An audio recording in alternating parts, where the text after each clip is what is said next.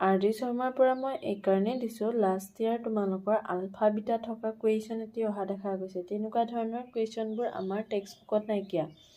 কিন্তু ৰেফাৰেঞ্চ বুকবিলাকত আছে। RD Sharma, all in one, RS Agarwal, এইবোৰ বুকত মানে এক্সট্ৰা কিছুমান কুৱেশ্যন দিয়া থাকে, সেইবোৰত আছে। এতিয়া পলিনমিয়েল চেপ্টাৰটোৰ পৰা যিহেতু 4 মাৰ্কছৰ এটা কুৱেশ্যন আহিব, যাতে সেইটো তোমালোকৰ ৰৈ নাযায়, সেইকাৰণে মই যা হওক আগৰ কুৱেশ্যনত অহা আগতে আহি যোৱা CBSE কিছুমান কুৱেশ্যন আৰু তোমালোকৰ RD শৰ্মাত থকা এক্সাম্পলৰ চিৰিজ কেইটামান লৈ আনিম বুলি কৈছিলোঁ। ইয়াৰ আগত এটি ভিডিঅ' দিছোঁ 2023 অহা। আজি চাওঁ আহাচোন নেক্সট কোন ইয়াৰত কি আহিছিল। এইটো পলিনমিয়েলৰ লাষ্ট ক্লাছত এই কুৱেশ্যনটো কৰাইছিলোঁ 2023 অহা। এইটো কুৱেশ্যন আছিলে। নেক্সট আজি চাওঁ আহা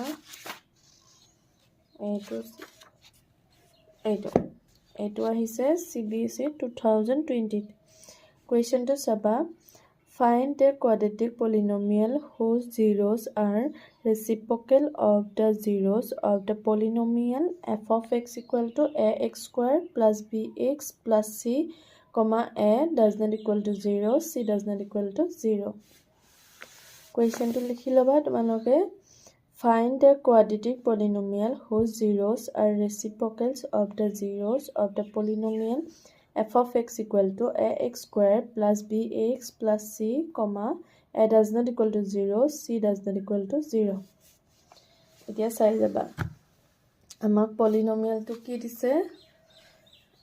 ax square plus bx plus c. চ' ইয়াৰ পৰা আমি সংখ্যা দুটাৰ সমষ্টি কি লিখিব পাৰিম, alpha plus beta equal to minus B by A. Alpha into beta equal to কি লিখিব পাৰিম, চি বাই এ হ'ল।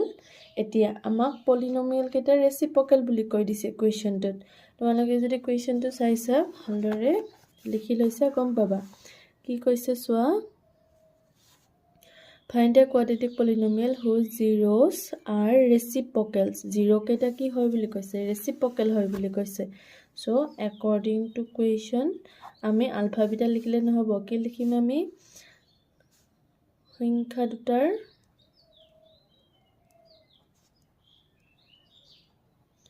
সমষ্টিত কি হ'ব, 1 বাই আলফা প্লাছ 1 বাই বিটা, এইটোহে হ'ব। চ' কি হ'ব, আলফা ইনটু বিটা লসাগু ল'লে বিটা প্লাছ আলফা, বা আল্টিমেটলি আমি এইটোৱে লিখিব পাৰিম alpha plus beta into alpha into beta. So' আমি আলফা প্লাছ বিটাৰো ভেলু জানো, আলফা ইনটু বিটাৰো ভেলু জানো, কি হ'ব minus B by a divided by c by a. এতিয়া মাইনাছ বি বাই এ মাজত পূৰণ চিন দি দিলে কি হ'ব, ইহঁত দুটা সল সলনি হৈ যাব, কিয় এয়া আমি ভগ্নাংশৰ নিয়ম আগতেই পঢ়ি আহিছোঁ। এ বাই চি, এ কাটি দিলে আমি কি পাম, সংখ্যা দুটাৰ সংখ্যা দুটাৰ সমষ্টি মাইনাছ বি বাই চি। এতিয়া সংখ্যা দুটাৰ কি হ'ব, গুণফল, সংখ্যা দুটাৰ গুণফল কি হ'ব, 1 বাই আলফা ইনটু 1 বাই বিটা, আল্টিমেটলি 1 বাই আলফা বিটা। চ' ইয়াতো হ'ব আলফা বিটাৰ ভেলু আমি জানো কি হ'ব, চি বাই এ। এইটো আকৌ ওলটাই দিব পাৰিম আমি, কি হ'ব এ বাই চি হ'ল। এতিয়া আমি কি লিখিব পাৰিম, আমাক এটা পদত্ব কি লিখিব দিছে, পলিনমিয়েল এটা উলিয়াব দিছে। চ' পলিনমিয়েল লিখিবৰ কাৰণে আমি কি লিখিম, আগতে দিয়া থকাটো আমাৰ এফ অফ এক্স আছিলে, এইবাৰ আমি কি ল'ম, G of x equal to K x square minus আমাৰ সংখ্যা দুটাৰ কি হ'ব, সমষ্টি, সংখ্যা দুটাৰ সমষ্টি হ'ল এক্স, তাৰপাছত প্লাছ সংখ্যা দুটাৰ পূৰণফল বা গুণফল, সংখ্যা দুটাৰ গুণফল। এইটোৱে পদত্ব ব্ৰেকেট থাকিব, এইটো কেটো হ'ব। এতিয়া ইয়াত নিজৰ নিজৰ ভেলুবিলাক বহাই দিওঁ। সংখ্যা দুটাৰ সমষ্টি আমি কি পালোঁ, মাইনাছ বি বাই চি ইনটু এক্স, সংখ্যা দুটাৰ গুণফল কি পাইছোঁ, এ বাই চি। চ' আটাইখিনিৰে চিটো কি হ'ব, লসাগু হ'ব, আটাইখিনিৰে চিটো কি হ'ব, লসাগু হ'ব। ইয়াতে আহিব cx স্কোয়ার ইয়াতে হ'ব plus bx plus a bracket এতিয়া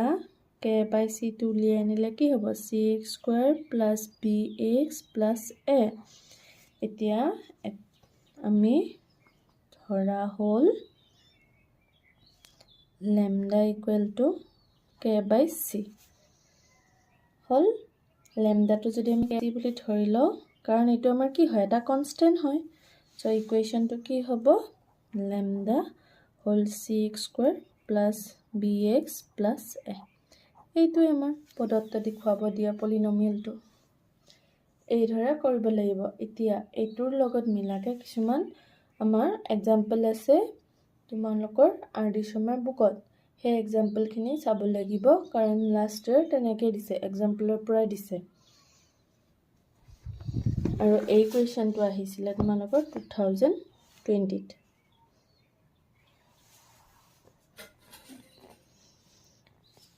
এতিয়া নেক্সট এক্সাম্পলটো চাওয়া হা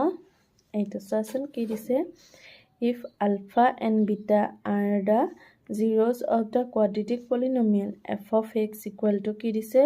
x square minus x minus 2 comma find the polynomial whose zeros are twice alpha plus 1 and twice beta plus 1 আগৰ 0 কিটা কি হৈছিল ৰেচিপ্ৰকেল হ'ব বুলি কৈ দিছিল এতিয়া 0 কিটা কি হ'ব বুলি কৈছে twice alpha plus 1 twice beta plus 1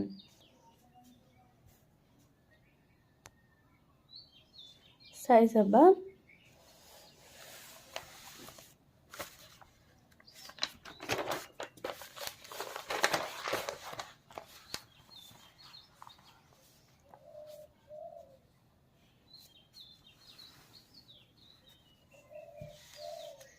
আমাৰ দিয়া থকা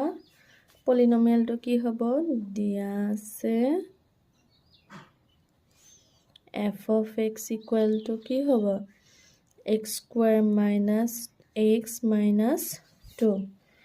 ইয়াৰ পৰা আমি আলফা বিটা উলিয়াই ল'ব পাৰিম নহয় alpha plus beta minus b by a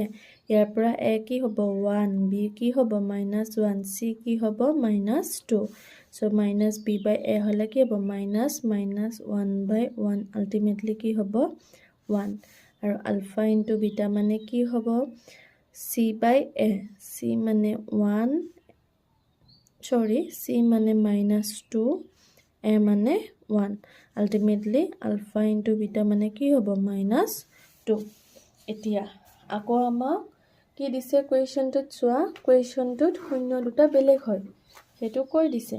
শূন্য দুটা কি হ'ব কৈ দিছে নহয় শূন্য দুটা হ'ব twice alpha plus 1 and twice beta plus 1 so আমি এতিয়া আমাক দিয়া থকা শূন্য দুটাৰে আমি সমষ্টি উলিয়াও আহাচোন চাও according to question বুলি লিখিবা এনেকে a কিউব বুলি দি থলে হ'ব এতিয়া s বুলি ধৰি লবা কাৰণ এটো হ'ব শূন্য দুটাৰ সমষ্টি সো শূন্য দুটা আমাৰ কি দিছিলে 2 alpha plus 1 সমষ্টি যেহেতু মাজত কি আহিব প্লাস 2 beta plus 1 ইহতৰ পৰা আমি কি কৰিব পাৰিম 2 alpha plus 1 2 beta plus 1 so 2 to common ললে alpha plus beta 1 plus 1 কি হৈ যাব 2 alpha plus beta আমি কিমান পাইছো 1 so কি হ'ব 2 into 1 plus 2 ultimately সমষ্টিটো কি হ'ব 4 আকৌ নেক্সট ওয়া প্রোডাক্ট এটাকে শূন্য দুটাৰ গুণফল কি হ'ব p equal to 2 alpha plus 1 into beta plus 1 ইহতক পূৰণ কৰি দিয়া কি হ'ব 2 alpha ৰেকা পূৰণ কৰিবা 2 beta plus 1 plus 1 2 beta plus 1 এখানে কি হৈ যাব 4 alpha beta plus 2 alpha plus 2 beta plus 1 ইয়াৰ পৰা 4 alpha beta 2 alpha plus 2 beta পৰা 2 to common লৈ alpha plus beta plus 1 লিখিব পাৰিম এতিয়া এই 4 alpha beta কি বহাই দিব পাৰিম আমি এইটো বহাই দিব পাৰিম -2 so 4 into -2 plus 2 alpha plus beta কি লিখিব পাৰিম 1 2 into 1 plus 1 কি হ'ব -8 plus 2 plus 1 ultimately আমাৰ answer কি হ'ব -5 এতিয়া আমি g of equation টোত বহাই দিলে হ'ল আগৰ যেটো আমি एग्जांपल কৰিছিলো হেমতে g of x equal to কি আছিল k x square minus sx মানে সংখ্যা দুটাৰ সমষ্টি g of x equal to k x square minus sx plus p লিখিব পাৰো so k equal to x square minus কি হ'ব ইয়াতে কি আহিব -4x p এর ভ্যালু কি আহিছে -5 এইটোৱে আমাৰ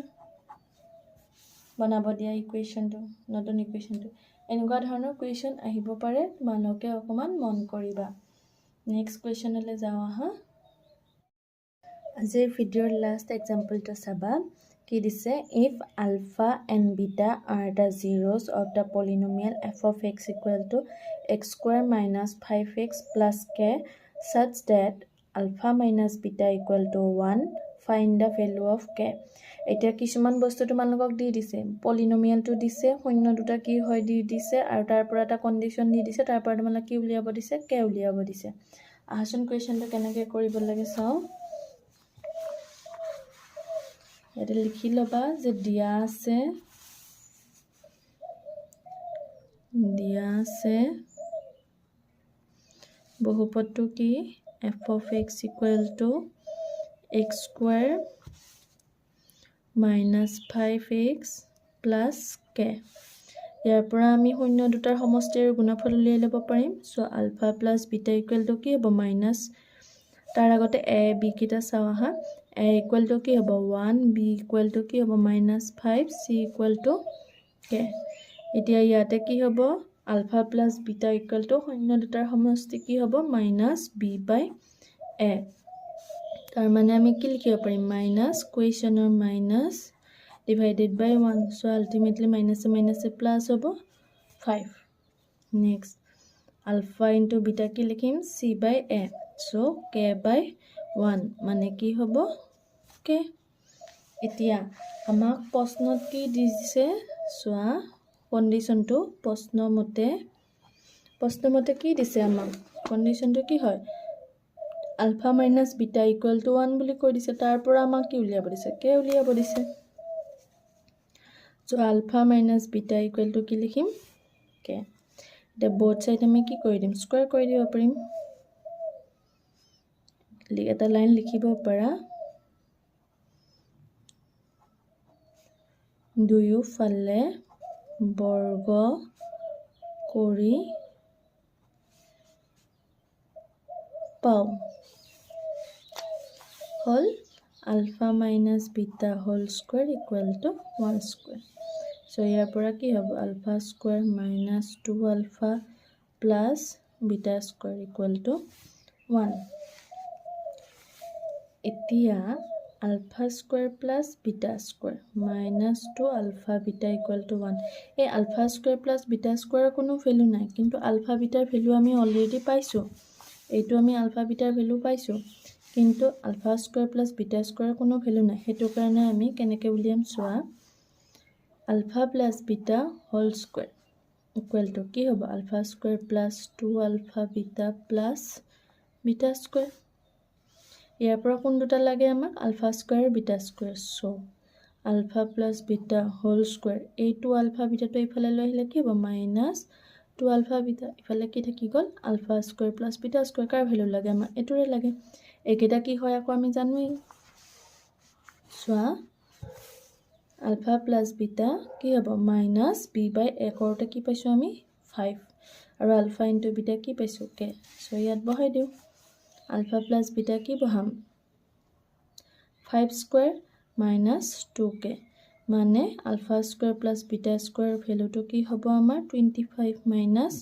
2k equal to alpha square plus beta square এখিনি এতিয়া ইয়াতে বহাই দিও 25 minus 2k